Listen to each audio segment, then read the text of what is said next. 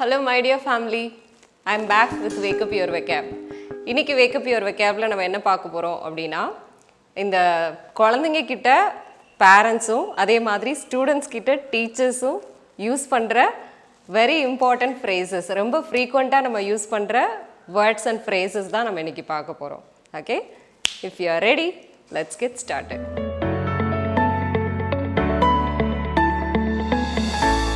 Stop learning, never stop growing, never stop seeking the brightest star. Lesson போகிறதுக்கு முன்னாடி last குவிஸோட answer பார்த்துடலாம். Last வீடியோவில் pilot உட்கார்ற அந்த ஏரியா அந்த சீட்டோட நேம் என்ன அப்படின்னு சொல்லி கேட்டிருந்தேன். The answer is cockpit. நிறைய பேர் ரைட் ஆன்சர்ஸ் கொடுத்துருந்தீங்க ஆஸ் யூஷுவல். காக்பிட். இப்போ நம்ம லெசனுக்குள்ளே போயிடலாம். Number 1 in our list is memorize. Memorise அப்படின்னா மனப்பாடம் செய்கிறது அப்படின்னு சொல்லுவோம் இல்லையா, அதுதான் மெமரைஸ் அப்படின்னு சொல்லுவோம். இப்போ ஃபார் எக்ஸாம்பிளுக்கு before the test you should memorise all these formulas அப்படின்னு சொல்லலாம். டெஸ்ட்டுக்கு முன்னாடி நீங்கள் இந்த ஃபார்முலாஸ் எல்லாம் மனப்பாடம் பண்ணணும் அப்படின்றதான் இந்த சென்டென்ஸோட meaning. Let's see one more example. She can memorize everything easily. இதோடைய மீனிங் அவளால் எதை வேணாலும் ஈஸியாக மெமரைஸ் பண்ண முடியும், மனப்பாடம் பண்ண முடியும் அப்படின்றதான் இந்த சென்டென்ஸோட meaning. Number 2 in our list is recite. recite அப்படின்னா இதோடைய மீனிங் என்ன அப்படின்னா மனப்பாடம் பண்ணதை ஒப்பிக்கிறது அப்படின்னு சொல்லுவோம் இல்லையா. ஸோ அந்த ஒப்புவித்தல் அப்படின்றதுக்கு இங்கிலீஷில் recite அப்படின்னு சொல்லுவோம். இப்போ ஃபார் எக்ஸாம்பிளுக்கு I was quite nervous about reciting tables in front of the class. இதோடைய மீனிங் வந்து நிறைய நம்ம ஸ்கூல் டேஸ்லலாம் பார்த்தீங்கன்னா டெய்லி ஒருத்தர் வந்து ஃப்ரண்ட்டில் வந்து டேபிள் சொல்லணும், டேபிள் ஒப்பிக்கணும் இல்லையா. ஸ்டூடெண்ட்ஸ் முன்னாடி கிளாஸ் முன்னாடி டேபிள்ஸை ஒப்பிக்கிறது ரொம்ப பதட்டமாக இருந்தது எனக்கு அப்படின்றதான் இந்த சென்டென்ஸோட meaning. So another example, he recited the poem without any mistake. ஸோ இதோட மீனிங் என்ன அப்படின்னா அவன் அந்த போயத்தை எந்த ஒரு மிஸ்டேக்ஸும் இல்லாமல் ஒப்பித்தான் அப்படின்றதான் இதோடைய meaning. Number 3 in our list is repeat after somebody. இந்த ஃப்ரேஸோட மீனிங் என்ன அப்படின்னா யாராவது ஒரு பர்சன் சொல்ல அதை வந்து ரிப்பீட் பண்ணுறதுக்கு இதை நம்ம யூஸ் பண்ணிக்கலாம்.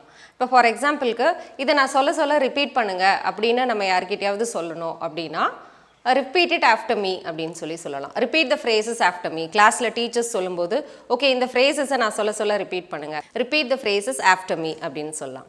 Okay, now I will say a tongue twister. repeat the same after me அப்படின்னு சொல்லலாம். இப்போ நான் ஒரு டங் ட்விஸ்டர் சொல்லுவேன், அதை நீங்கள் என்னோட சேர்ந்து ரிப்பீட் பண்ணுங்க அப்படின்னு சொல்கிறது. ஓகே, ரியலாகவே ஒரு டங் ட்விஸ்டர் சொல்லலாம். இதை நீங்கள் வந்து ட்ரை பண்ணுங்க. how much would a woodchuck chuck if a woodchuck could chuck wood? இது ட்ரை பண்ணி பாருங்க. Okay, number 4 in our list is pay heed. pay heed means pay attention அப்படின்னு சொல்லுவாங்க. pay attention everyone. ஸோ அந்த மாதிரி சொல்கிறதுக்கு பே heat. பே heat அப்படின்றது யாராவது ஒரு பர்சன் சொல்கிற அட்வைஸையோ இல்லை அவங்களுடைய பேச்சை கன்சிடர் பண்ணுறதுக்கு நம்ம பே ஹீட் அப்படின்னு சொல்லுவோம்.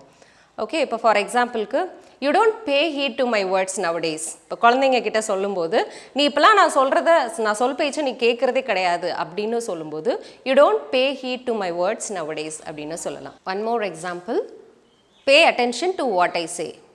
First pay attention to what I say அப்படின்னு சொல்லலாம். முதல்ல நான் சொல்கிறத கேளு அப்படின்றதான் இந்த ஃப்ரேஸோட meaning. Okay, number 5 in our list is make a note of something. இதோட மீனிங் எதையாவது வந்து குவிக்காக ஒரு ரிமைண்டருக்காக நோட் பண்ணிக்கிறது. ஜோட் டவுன் சொல்லுவோம் இல்லையா, ஜோட் டவுன். ஸோ அந்த மாதிரி make a note of something அப்படின்னு சொல்லலாம். For example, make a note of it you will remember அப்படின்னு சொல்லலாம். இதை நோட் பண்ணி வச்சுக்கோ, அப்போ தான் உனக்கு ஞாபகம் இருக்கும் அப்படின்னு சொல்கிறது. நம்ம ஒரு வீடியோலையும் நம்ம வந்து நான் மலர்ஸ் டிப் அப்படின்னு சொல்லுவேன் இல்லையா. ஸோ அந்த மலர்ஸ் டிப்பை நீங்கள் என்ன செஞ்சுக்கலாம் அப்படின்னா நோட் பண்ணி வச்சுக்கலாம். So that you will remember. So jot down அப்படின்றது ரைட் சம்திங் வெரி குவிக்லி. ரொம்ப ஃபாஸ்ட்டாக எதையாவது எழுதுறதுக்கு நம்ம ஜாட் டவுன் யூஸ் பண்ணுவோம். So the next one in our list is shoot questions at somebody.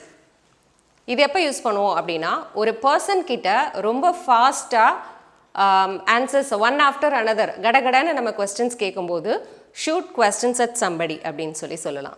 எஸ்பெஷலாக இது வந்து அட்வொகேட்ஸ், ரிப்போர்ட்டர்ஸ்லாம் அந்த செலிப்ரிட்டிஸ் கிட்ட ஸோ இந்த மாதிரி வந்து கொஸ்டின்ஸ் கேட்பாங்க இல்லையா. ஸோ அதை வந்து ஷூட் questions at somebody அப்படின்னு சொல்லலாம். For example, he shot questions at me so quickly that I didn't even have time to answer. இந்த சென்டென்ஸோட மீனிங் என்ன அப்படின்னா, அவர் என்கிட்ட வந்து வேக வேகமாக கொஸ்டின்ஸ் கடகடன்னு கேட்டார், எனக்கு ஆன்சர் பண்ணுறதுக்கு கூட டைம் இல்லை அப்படின்றதான் இந்த சென்டென்ஸோட meaning. Okay, so that's it with the lesson. Okay, it's time for Mala's tip. இன்னைக்கு என்னோட டிப் என்ன அப்படின்னா, ஒரு ப்ரனன்சியேஷன் டிப் கொடுக்குறேன். POEM, இதை நம்ம வந்து ஸ்கூல் டேஸில் இருந்தே நம்ம வந்து போயம், நம்மளுடைய டீச்சர்ஸ் வந்து நமக்கு சொல்லி கொடுத்தது எப்படி அப்படின்னா போயம் அப்படின்னு சொல்லி கொடுத்துருப்பாங்க. That is incorrect. அந்த மாதிரி சொல்லக்கூடாது. Poem, this is the right pronunciation. Poem அப்படின்னு சொல்லணும். அதே மாதிரி ரிசைட் அப்படின்னா நம்ம வந்து ஒப்புவித்தல் அப்படின்னு சொல்லி பார்த்தோம், ஒப்பிக்கிறது அப்படின்னு சொல்லி பார்த்தோம். ஒப்புவித்தல் போட்டி அப்படின்னு சொல்லுவோம் இல்லையா, அதுக்கு இங்கிலீஷில் ரெசிடேஷன் ஈவெண்ட் அப்படின்னு சொல்லுவோம். Recitation event. Okay, now it's time for your quiz. இப்போ உங்களுக்கான quiz என்ன அப்படின்னா, repeat it after me. இதை வந்து நான் சொல்ல ரிப்பீட் பண்ணுங்க அப்படின்னு பார்த்தோம். ஸோ இன்ஸ்டெட் ஆஃப் ரிப்பீட் இட்க்கு பதிலாக repeat the blank after me. இந்த பிளாங்க்ல என்ன வரணும்னா, இந்த உறுதிமொழியை என்னோட சேர்ந்து நீங்கள் ரிப்பீட் பண்ணுங்க. இந்த உறுதிமொழி சபதம் அப்படிலாம் சொல்லுவோம் இல்லையா, திருமணம் நடக்கிறதுக்கு முன்னாடி ஒரு உறுதிமொழி எடுத்துக்குவாங்க, பதவி பிரமாணம் நடக்கும்போது அங்கே உறுதிமொழி எடுத்துக்குவாங்க. ஸோ இந்த உறுதிமொழிக்கு இங்கிலீஷில் என்ன சொல்கிறது அப்படின்றது தான் உங்களுக்கான கொஸ்டின். ஸோ உங்களுடைய ஆன்சர்ஸை ஆஸ் யூஷுவல் எப்பவும் போல் காமெண்ட்டில் லீவ் பண்ணுங்கள். I'll go and check it and we will see the answer in the next video. Thanks for clicking this video. I'll meet you soon with another interesting lesson in the next video. Till then, you take care. It's bye from Mala. See you. Bye-bye.